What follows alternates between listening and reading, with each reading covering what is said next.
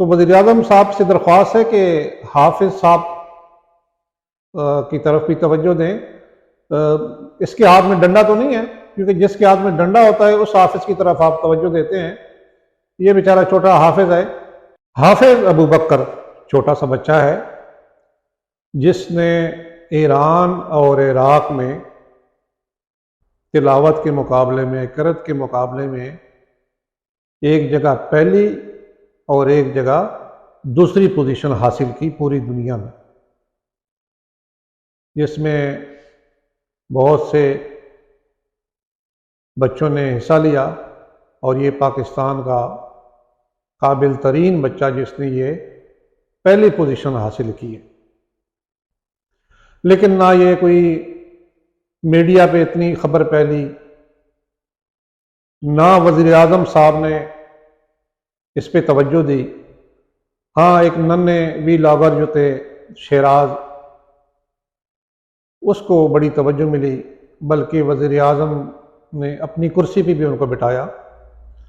ہمیں یہ شکایت نہیں ہے، یہ گلہ نہیں ہے کہ کیوں بٹھایا، اس کی بھی ایک قابلیت ہے، چھوٹا بچہ ہے، ولاگر ہے، اس کو بھی دینی چاہیے۔ لیکن ایک حافظ کو اس سے بھی زیادہ عزت دینی چاہیے تھی، تو ایک حافظ کو اگر بٹھاتے تو یہ زیادہ مناسب تھا۔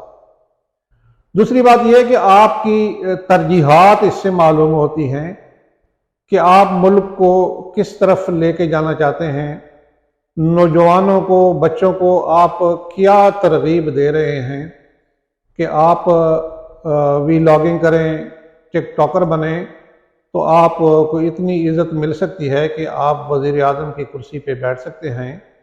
اور ایک حافظ جو پوری دنیا میں ٹاپ پر جائے، اس کو انعامات ملیں، پوری دنیا اس کی تعریف کرے، اور وزیر اعظم صاحب اس کو پوچھے بھی نہ، تو اس کا مطلب یہ ہے کہ لوگوں کے ذہن میں آپ یہ بٹھانا چاہتے ہیں کہ اس راستے میں کوئی کامیابیاں نہیں ہیں، اس میں ناکامیاں ہی ناکامیاں ہیں۔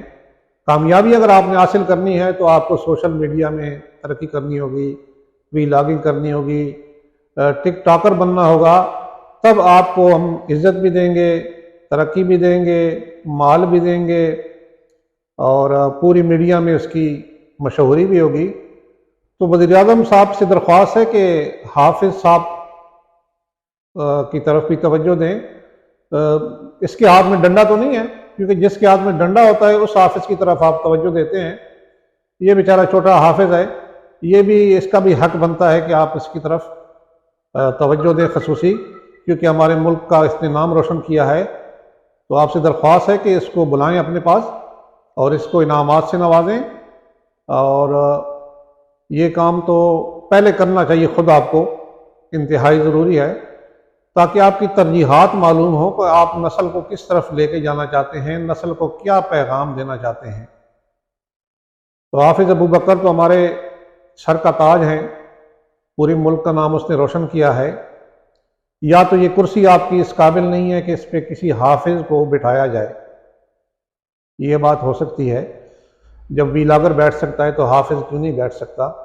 بہرحال وزیر اعظم سے درخواست ہے کہ اس پہ خصوصی توجہ دیں۔